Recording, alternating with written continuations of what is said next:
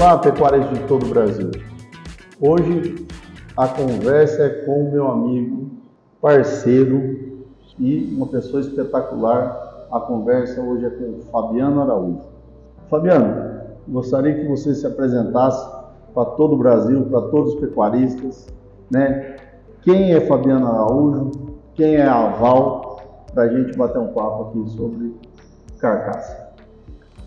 Guto, bom dia, obrigado aí pelo convite, parabéns pela iniciativa de sempre trazer informação à cadeia nossa da pecuária, né? Acho que a informação é importante ser divulgada, ainda mais com qualidade.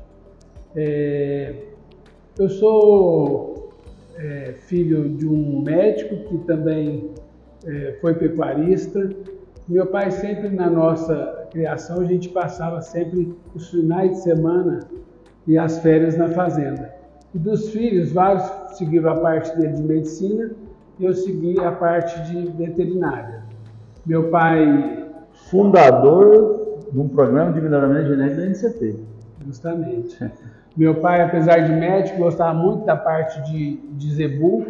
Ele sempre criou Nelore, uma raça que a gente veio apaixonando desde jovem, né? E ele teve na entidade da ABCZ como diretor, depois como presidente, e naquela etapa ele foi junto com o Cláudio Sabino, com o Arnaldo Manuel Machado Borges, também com o seu Arnaldo Zancaner. Eles se juntaram e tiveram a iniciativa de formar a NCP, e sempre impulsionando, tentando trazer programas de melhoramento para os criadores utilizarem. Mesmo a parceria da BCZ com a Embrapa foi feita naquele período, né? Então, assim, aproximar a associação das entidades que promoviam realmente o melhoramento, e eles fizeram essa iniciativa. Então, eu me formei na Universidade Federal de Uberlândia, na medicina veterinária, e depois, sempre a gente já ouvia falar, tinha o professor Pedro Feliz, dessa parte de qualidade de carne e tudo. E como eu sempre fui ligado à seleção, meu pai, a gente fazia um trabalho de seleção com escrituração zootécnica, tinha as fichas de controle zootécnico, que inclusive eu ainda mantenho vários rebanhos que a gente atende, isso eu venho da minha infância. Nós pegamos e optamos de fazer um mestrado, e aí eu fui para a Universidade da Califórnia em Davis, mas depois ainda tive uma parte de treinamento em Cornell, fui para Iowa, ainda fiz algumas certificações na Georgia, e a gente veio para o Brasil para tentar fazer o melhor trabalho na raça Nelore. Isso, primeiramente, definir a melhor idade para avaliação, né? E trazendo como mais uma característica a ser mensurada, e aí com possibilidade de aplicada ao melhoramento genético. Você só consegue melhorar aquilo que você mede. Mas o problema era trazer qualidade, né? Então por isso que a gente começou com aquelas certificações, a gente fez. Eu fui para os Estados Unidos, acho que mais de 8 vezes certificados por lá, depois trouxemos as certificações para o Brasil. Hoje a continuidade é feita pela ATUBRA, a Associação de Técnicos de Tração do Brasil, que tem grande apoio de vários técnicos, inclusive o Saulo de Pirassununga apoiou bastante. O professor Jaime Tarou é uma pessoa histórica no ultrassom, foi um pioneiro em termos de trazer e usar o ultrassom. Depois a gente veio com a evolução a parte do melhoramento para o Nelore, mas ele é o pioneiro. E ele trouxe também, acampando todo mundo junto, uma estrutura na Universidade do Rio Grande do Sul para que possa promover anualmente esses treinamentos, não só treinamentos e certificações, com apoio do Marcos Lioco também, que está na Embrapa de Bagé. São várias pessoas envolvidas, são médicos de várias mãos que pensam em prol do melhoramento, trazendo qualidade nas mensurações. Ô Fabiano, e quando começou a ser feito, quando que você começou a trabalhar com ultrassom? Porque eu lembro que nós começamos a trabalhar junto, isso faz 20 anos, foi na prova de ganho de peso da Quilombo, né? Que por sinal foi a maior prova de ganho de peso, né, a pasto do mundo, né, onde era mensurado 480, 490, 500 animais dependendo do ano. Lá que eu tive o prazer de conhecê-lo, né, e de lá para cá a gente sempre vem tocando ideias sobre melhoramento genético. Trabalhamos em algumas fazendas, né, juntos, Então, quando que começou a ser feito no Brasil, começou a Aval a trabalhar com ultrassom, fazer as medidas? Inicialmente nós trabalhamos na coleta de dados, já em 2002, 2001, nós começamos a coletar esses dados no rebanho da marca OB, o Vídeo Brito, com colaboração também do Hoff Ramos, e logo em seguida, a Aval formou mesmo em 2004 ali, mas nós já viemos fazendo ultrassom na prova realmente da Quilombo. Foi 2005. Começou a fazer na Quilombo. Na Quilombo. E eu lembro, inclusive, um dos touros que me chamou a atenção foi o 7308 das Perdizes, um touro que hoje deixou o truque deixou ele ter, hoje tem vários touros dessa descendência que saíram originalmente da identificação da prova da Quilombo, né? O 7308 deixou muita coisa boa aí. E fruto da identificação e seleção da Quilombo. Porque, aproveitando, falando, porque no intra-rebanho, né, formado, né, dentro daquela prova de ganho de peso, que era o gestor da prova era feito pela Embrapa, né, um trabalho fantástico, o Totti que trocava, o Luiz Otávio, era fenomenal. E se juntavam os dados, né, conformação frigorífica, ganho de peso, CE, aí entrava o ultrassom, né, com a medida de ar de novo, espessura de gordura, e se fechava o ranking. Foi daí que saiu o 7308 que você acabou de citar. Então, assim, e agora hoje, faz 20 anos, teve muita evolução, né, com isso. E a gente vê que vários frigoríficos e confinamentos, né, que vocês passam ultrassom para escolher os animais e também para embaiá-los em box diferente, né? Então, é uma ferramenta importante,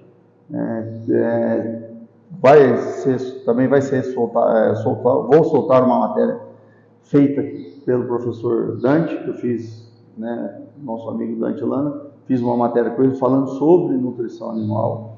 Ele soltou também falando um pouquinho de ultrassom, mas eu estou com o especialista aqui. Então, eu queria que você falasse um pouquinho da evolução que nós tivemos de ultrassom, né, na carcaça do Nelore, na carcaça, às vezes, do cruzamento industrial, para o pecuarista ficar por dentro da importância de um ultrassom, né, onde chegamos com ele, nesses 20 anos, buscando dados. Guto, é impressionante, a gente sabe que o ciclo de bovino é muito longo, mas o melhoramento que a gente observa hoje, em termos de rendimento, em termos de acabamento, já tendo tendências de ganho genético em termos de marmoreio, e nesses 20 anos são impressionantes. Então, são características de herdabilidade boa, características que eu tenho variabilidade no grupo, por isso que eu consigo identificar e promover o melhoramento. Essa variedade do grupo é importante, e aí a idade assertiva de avaliar, para me avaliar o bom do ruim, um tempo, é importante, né? O que vem melhorando muito é os grupos contemporâneos, a consciência do criador de formar bons grupos, né? Isso é importante, isso é a base de uma boa identificação, né? E o regime alimentar, muitas vezes suplementa com 1 kg ou 500 gramas, quem é a pasto, a gente alonga um pouco, faz a avaliação mais para o final do tempo da estação chuvosa, que os animais já depositaram gordura, mas nós temos melhorado muito também nessa questão nutricional, que permite hoje avaliar o marmoreio com qualidade, com precisão. Então, nós temos avaliação para rendimento, acabamento, marmoreio, e vindo logo aí, inclusive eu participei, deve ter mais ou menos um mês, de um trabalho na hora, onde a Embrapa Cerrados estava acompanhando um abate em Bataguaçu para maciez, porque a gente já fez um primeiro trabalho para maciez com a população de Nelore Mocho, e agora melhorando essa base também para o Nelore padrão, para que os marcadores moleculares possam realmente identificar aqueles animais que também tragam maciez, quer dizer, um conjunto de características melhorando a qualidade de carne da raça, né? Porque isso, eu lembro que a maciez, né, da carne Nelore começou lá na aldeia. Eles já faziam esse trabalho, vocês começaram, acho que foi por lá. Agora, uma pergunta: qual a idade, né, de começar a passar ultrassom e qual a idade de encerrar, né, os grupos contemporâneos para ser vendido? Igual eu comecei a falar, depende muito do regime alimentar. Esses animais são bem suplementados, eles já começam muitas vezes a avaliar por volta de 12 meses, 11, 12 meses. Alguns têm 11. Já tem muitos animais de muito bom desempenho que depositaram gordura. E se tem esse regime alimentar muito bom, é importante que se faça de 12, no máximo 14, 15 meses, porque se eu deixo para avaliar eles, e você sabe, você acompanha vários leilões, antes dos 2 anos, com 22 meses, 21 meses, animais com quase 700 quilos, aí a minha variabilidade em termos de gordura, todos já estão gordos, todos já estão bem, então eu não consigo ter uma identificação tão precisa. Então, quando eu estou em regime de alimentar muito forte, eu prefiro fazer animais mais jovens. E aí, dependendo do regime alimentar, você vai fazer com 16, 18 meses, for animais mais a pasto, podendo estender até 22 meses hoje, né? A partir daí, a gente já não faz mais. Por quê? Porque você perde a referência que é o tempo. E o tempo ele é importante no retorno econômico. É importante o animal atingir 500 quilos, mas pode atingir com 4, 5 anos? Não. Então, a espessura de gordura, o tamanho de rendimento, também ele tem que ter o fator tempo. E o fator tempo, para que você tenha também um grupo contemporâneo, sem misturar animais entre lotes, ele tem que ser conciso e varia, então, dependendo do alimentar, de 11 até 22 meses são as melhores épocas de fazer esse trabalho. Bacana. Porque a gente sabe, né? Só eu fiz essa pergunta porque na questão do marmoreio é muito importante o sistema da criação, porque o marmoreio ele se expressa quanto mais comida, mais suplementação, mais ele se expressa. O maior cuidado nós temos que ter, esses dias eu tive uma conversa com outro criador, tem hoje vários trabalhos importantes. Ou eu fiz ou não tem nada a ver. Explica isso um pouquinho. Eu vou explicar muito bem que isso aí é muito importante. Quem faz melhoramento genético, o importante realmente a DEP, que é a diferença esperada na progênie, né? Medida fenotípica, ela é importante. Esse animal deu 400 quilos, é bom ou ruim? Depende da comida. Esse animal tem 4 de marmoreio, é bom ou ruim? É um choice, mas depende do tanto de tempo que ele levou para isso, né? Depende da comida. Porque eu falo, meu animal tem 3, só trata mais 100 dias que vai dar 4%. Quer dizer, eu tenho que ter um comparativo entre grupo, né? E se eu quero fazer melhoramento genético, eu preciso da DEP, da ferramenta dos programas de avaliação genética. Isso é muito importante, né?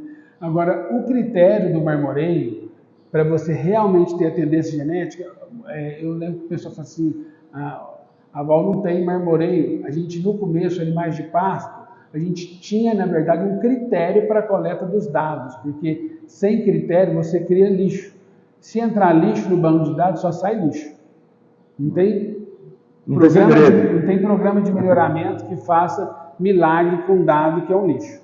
Então a gente sempre foi extremamente criterioso. E qual que era o critério, Guto? Eu participei e fui técnico. Olha só, essa história é bacana, porque eu relembrei ela esses dias. Quando eu vim dos Estados Unidos, eu não sabia se eu ia ter tanto cliente, né? A Rancho da Matinha foi dos primeiros, depois fui na Genética Antiga, mas eu tinha essa dúvida, será que eu vou ficar parado? Então eu me certifiquei também para ser um técnico do Breed Plan, que é o maior programa de avaliação genética da Austrália. Então eu me certifiquei como técnico de ultrassom australiano. E nesse grupo estavam alguns técnicos argentinos, e eu me propus a fazer ultrassom na Argentina. Logo no começo, já veio uma carta do Breed Plan que estava descartando dados argentinos por falta de qualidade na coleta de dados. Porque o marmoreio ele é igualzinho a uma precocidade sexual. A genética determina e o ambiente limita. Então, se eu tenho genética, mas o animal passa fome, ele dá cio? Não. Tem genética para precocidade sexual, mas ele passa fome, ele não dá cio. E o marmoreio, se eu tenho um animal de genética, mas ele está passando fome, ele não vai expressar. Então, como que eu sei que o ambiente está muito bom, que eu posso avaliar e eu vou determinar o animal que é bom de marmoreio, o animal que não é bom, de uma forma assertiva? Se o grupo tem em torno de 4 milímetros a 5 milímetros de gordura na espessura da gordura, o que isso me mostra? Que o animal tem ambiente. Então, quando eu pego um grupo de 4, tem animal que tem 2 milímetros de gordura, mas tem animal que tem 8, porque eu tenho um grupo, eu estou falando de uma média. Então, mas mostrou que eu tenho um ambiente nutricional adequado. Então, aquele animal daquele grupo que não tiver marmoreio, porque não tem genética de marmoreio. E aquele animal que tiver, vai expressar. Vai expressar. Então, a gente tem um critério. Hoje nós temos um banco de dados, Guto, e eu tenho um número aqui para te mostrar. Inclusive, tem a tendência genética, nós já começamos a ter tendência genética para isso. Então, nós temos um banco de dados, eu vou pegar o número agora mesmo aqui para você, que o Fernando Baldi levantou isso para mim. Nós temos hoje, próximo já de 180 mil dados de marmoreio. Então, porque eu sei que tem várias fazendas que vêm mensurando, né, o marmoreio e nunca soltou esse dado, né? Várias fazendas vêm mensurando, fazendas que têm condições, né, têm suplementação para soltar esse dado, porque é que nem desafio de super precoce. Quem desafia super precoce, se ela não tiver uma suplementação para que ela chegue naquele peso para ser desafiada, ela não vai emprenhar, não tem condição corporal para ser emprenhada. Então eu acho que isso aí e tem várias pessoas, como você falou, fazem, né, mensurado, mas não utilizam dados. Nós estamos com 76, nesse estudo, 76 mil dados de marmoreio. Nós temos como na Genética Ativa, Rancho da Matinha, outros que coletam desde o início. Todo ano a gente avalia. O que era a maior preocupação inicial? Era características que poderiam... O criador de imediato tinha que selecionar aquele que pagava a conta dele. E a precocidade sexual, hoje adotada nos rebanhos comerciais, ela só é possível porque houve um foco do criador, do selecionador, na seleção de peso, de perímetro escrotal e de gordura. Porque todos os três atingem de maneira importante o índice da precocidade sexual. O peso, porque metade do peso adulto, quando o animal atinge, ele está entrando na puberdade.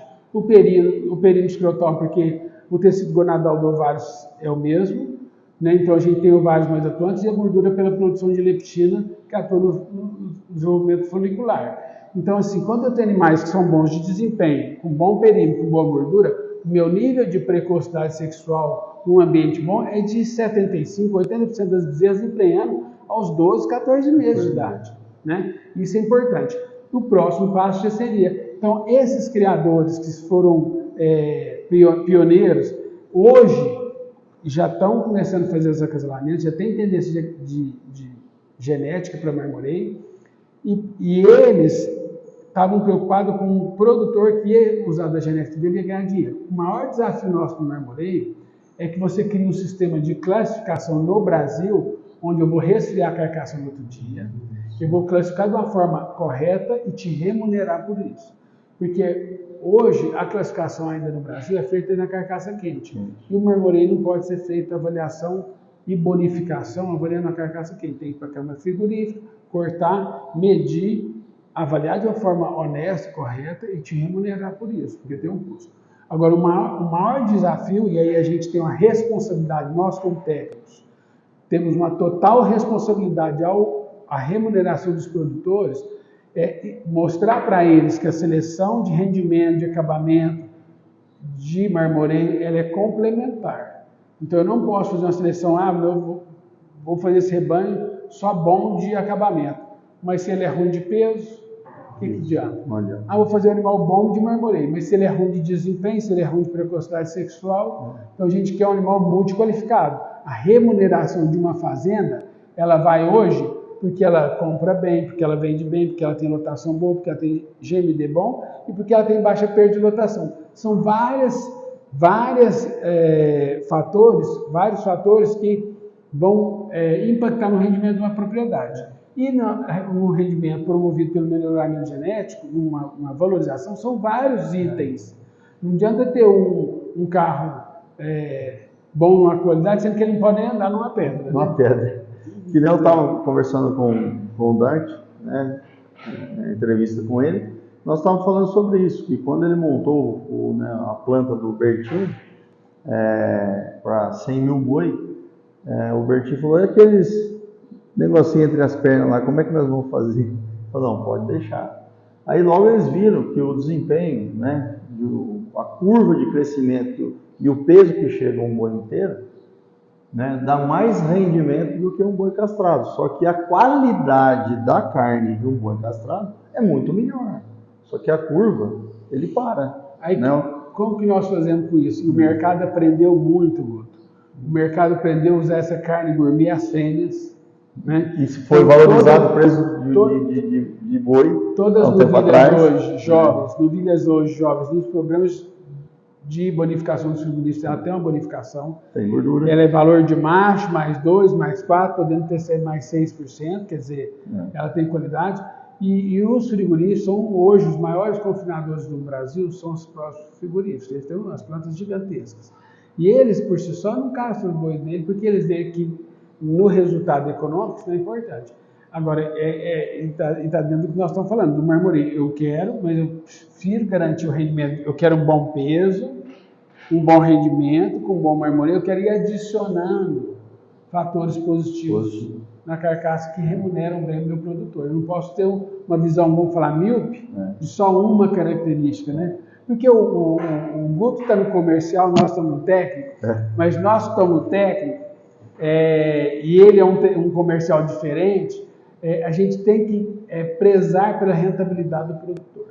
Então, eu poderia vir aqui e falar assim, não, vamos selecionar só área de olho de lombo, só acabamento, ou só marmoreio, vocês vão ganhar dinheiro, vão promover nossa empresa, nossos técnicos, mas não é isso que a gente quer. A gente quer ser honesto, uma parceria de longo prazo. Então, esse criador que eu vou lá fazer um serviço de ultrassonografia, eu tenho que estar falando com ele de precocidade sexual de macho, eu tenho que estar falando de desempenho de precoce de fêmea, eu tenho que falar de deficiência alimentar.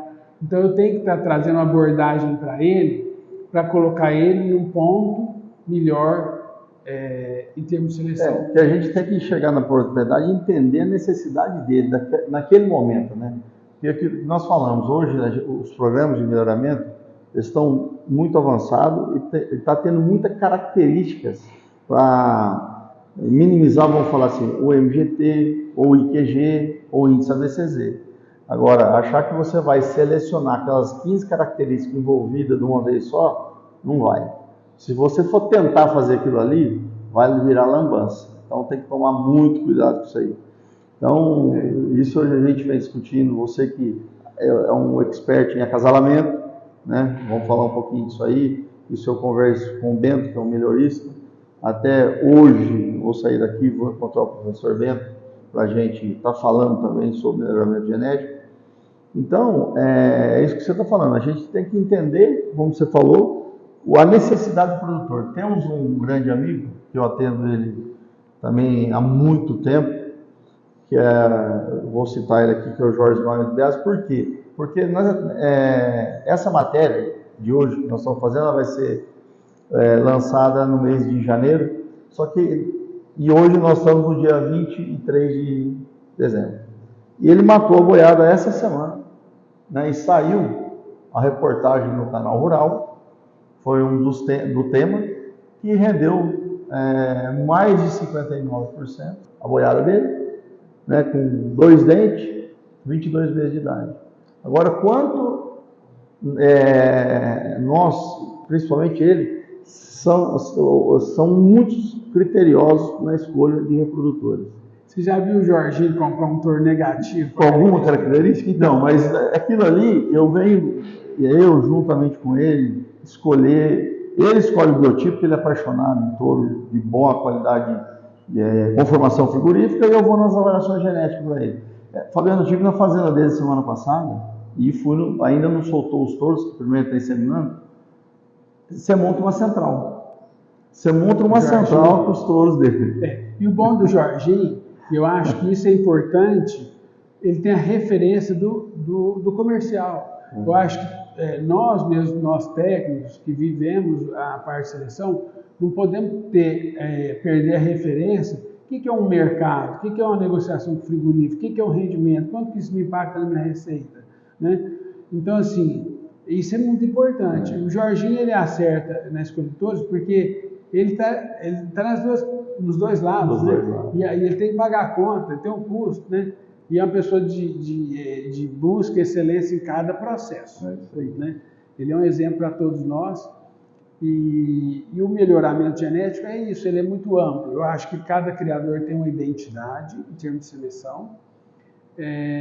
Tem criadores que vão buscar um sistema mais terminal, mas eu acho que hoje, com várias ferramentas que a gente pode ter algum rebanho com características mais maternais, né?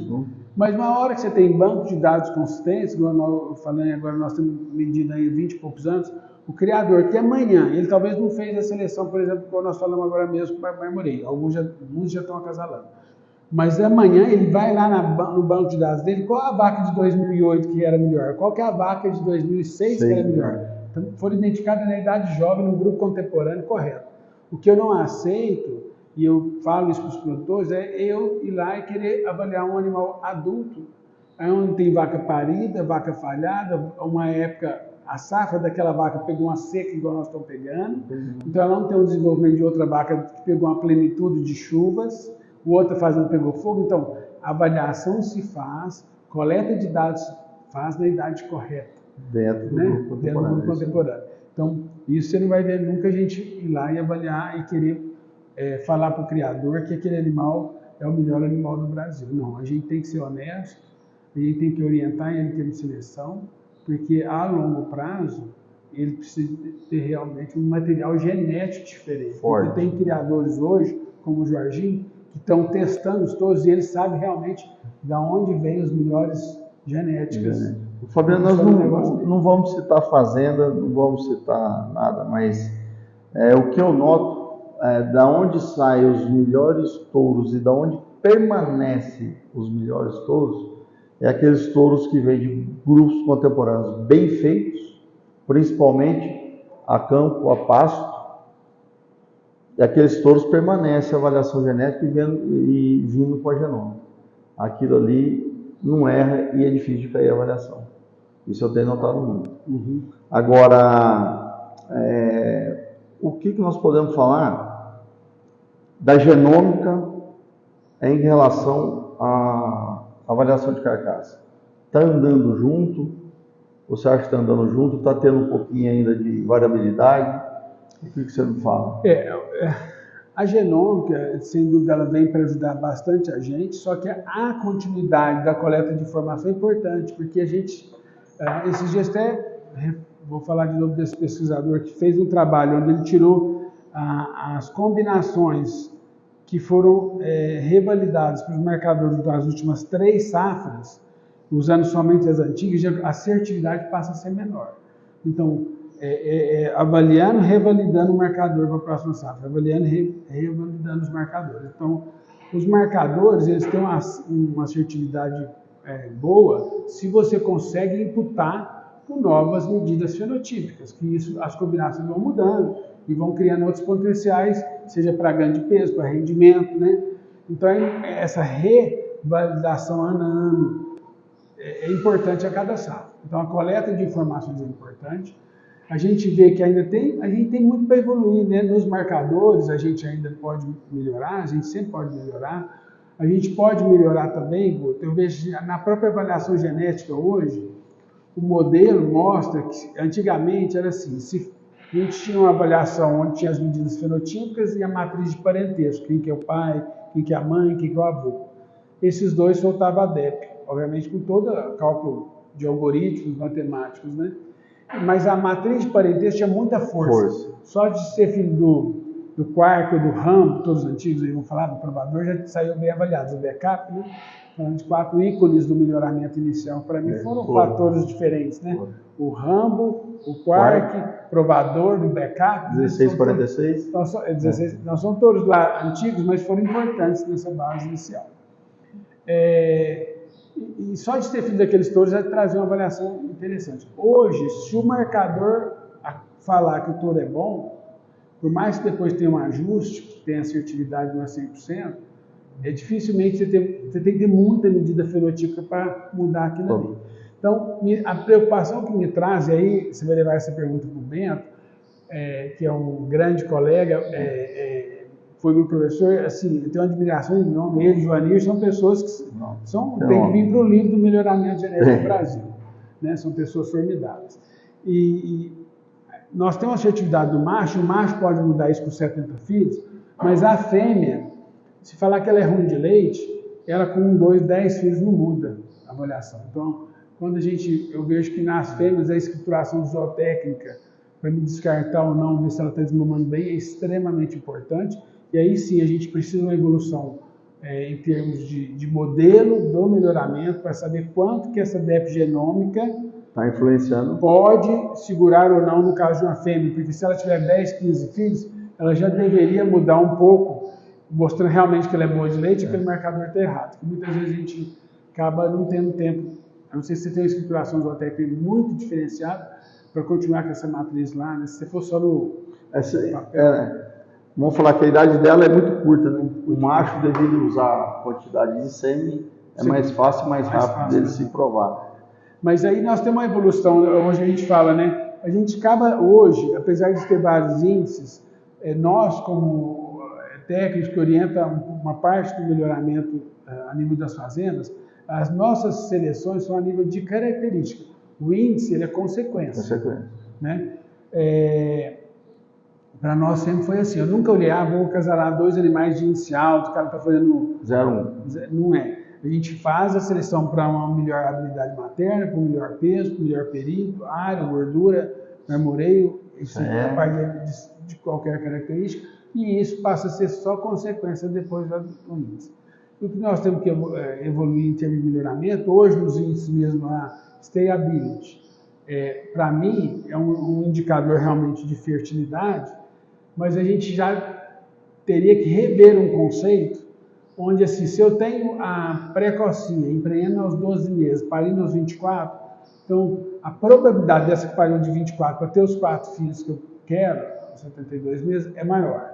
Então, já desenhar talvez uma curva de probabilidade. Então, se ela pariu aos 2 anos, emprenhou aos 3 anos, eu já tenho uma probabilidade maior. E já começar a mexer nessa DEP, que seria a DEP Stayability moderna, né? Não esperar concluir, porque hoje o rebanho está tão dinâmico, que quando sai lá... É o stay, o leite e o 3P, é isso aí. Nós temos uma evolução aí para trabalhar, e aí tem os pesquisadores que são... eu vou lá no Bento agora falar com ele. Que é um estudo da evolução, né? Porque o conceito era antigo, né? E isso começou por ele, com a precocinha lá na CFN, é culpa dele. E agora a gente tem que rever os conceitos para que a Stayability use desse benefício, que é da precocinha que eles criaram, né, com o trabalho deles, né? E hoje, quantas pessoas fazem, inclusive, Guto, as nossas margens em termos de rentabilidade na pecuária de corte ficou tão apertada que hoje o rebanho comercial, tendo oportunidade de integração, tem que também fazer, porque está difícil rentabilizar, as margens pioraram, né? Então você tem que buscar recurso em cada item dentro da sua pecuária. A precocidade sexual hoje é fundamental, inclusive no rebanho comercial. Eu estava revendo touros na sexta-feira, na segunda-feira agora, 3 dias atrás, né? E um dos touros não era um desempenho fantástico, mas ele era de uma habilidade materna fantástica, uma característica maternal fantástica, fertilidade, com baixo peso ao nascer, um bom desempenho. Mas eu falei assim, ainda trocando ideia com o colega, hoje esse touro, ele passa a ser importante porque eu tenho que muitas vezes acasalar no rebanho comercial 1.000, 1.500 bezerras precoces. Então eu não posso de jeito nenhum ter problema de parto, nós não temos mão de obra. Então, essa é outra preocupação que eu me trago hoje, convivendo aqui com a família, também na parte de gestão da parte de pecuária. A mão de obra para nós é um fator a longo prazo preocupante, porque a gente não tem uma renovação pelas leis trabalhistas, criança não pode andar a cavalo, dentro da fazenda, então não tem uma cultura da renovação desse cargo que é o vaqueiro, que é tão importante para as nossas atividades. Mas essa característica, como peso a nascer, período de gestação, que os dois impactam no problema de parto, é importante. Então, quando você olha um touro, você não pode estar vinculando somente numa característica, é num ambiente onde vai ser criado, Hoje essa precocinha comercial vem um volume muito maior do que vinha, então tem que ter volume de sêmen para esse cliente, não pode ter só 1, 2 touros, né? Então você vai criando prateleiras diferentes. Mas para você achar um touro que ele é negativo no peso ao nascer, e hoje, para ele ser 0,1 com peso 450, não tem. Não tem. Então, aí vai ser uma briga eterna dos geneticistas. Nós já melhoramos, como o americano falava no touro Angus, o curve bender, né? Que para eles foi o mesmo problema. O problema que ele está passando, que nós estamos passando de desafio, eles já passaram, né? E a gente já está identificando alguns animais que têm um peso ao nascer melhor, trazendo isso. Um bom desempenho. Eu acho, Guto, o desempenho mesmo do Nelore melhorou absurdo. Você vai vender nos leilões aí, animais que foram bem suplementados, é um peso absurdo, né? Então o desempenho... Está lá na DEP, né? E o rendimento melhorou, você vê, o acabamento melhorou. Quer dizer, os abates, no geral, nesses últimos 10 anos, melhorou muito. Eu tive esses dias uma conversa com o Pedroso, que está na JBS, na parte de originação, é o grande chefe que orquestra toda aquela equipe, falando que as qualidades melhoraram. Eu tive esses dias com o Fabiano Tito Rosa, também no Pium, em Tocantins, falando que as qualidades melhoraram. Então, a qualidade do nosso rebanho, dos nossos abates, já tivemos um ganho expressivo em termos. Uma profissionalização melhor de genética, uma profissionalização a nível de nutrição também, né? O Dante está lá, aquele programa deles que desenvolveram na Universidade de RLM, hoje todo mundo tem uma boa formulação. Nós temos ferramentas, né, que foram criadas para isso. Então, uma nutrição adequada com a genética melhor é o que deu realmente diferenciar a nossa carne. É isso aí. Foi um prazer estar aqui com você. Né? Você que é uma pessoa que eu tenho uma admiração muito grande, né, nesse mercado, nesse trabalho que você tem feito pela pecuária, né? Nós tivemos uma evolução muito grande durante esses anos. Fico muito feliz por estar aqui conversando com você e poder passar toda essa mensagem para todo pecuarista de todo o Brasil. Obrigado por estar aqui, viu? Muito obrigado. Essa admiração é recíproca, porque fazer essa parte comercial é admirável, né? Eu falo, cada um tem um perfil, né? Eu sempre foquei na parte técnica, porque eu vi desde o começo que o comercial tem que ser para pessoas habilidosas como você, né? Com muita dedicação de tempo, levando esse conhecimento técnico e traduzindo isso de uma forma muito simples aos criadores, né? Parabéns pela iniciativa. Aproveito para desejar aqui um final de ano muito bom, boas chuvas para nós estamos precisando de boas chuvas, bons passos. Que 2024 seja mais leve para todos os criadores e para nós no nosso ramo de agropecuária. É isso aí.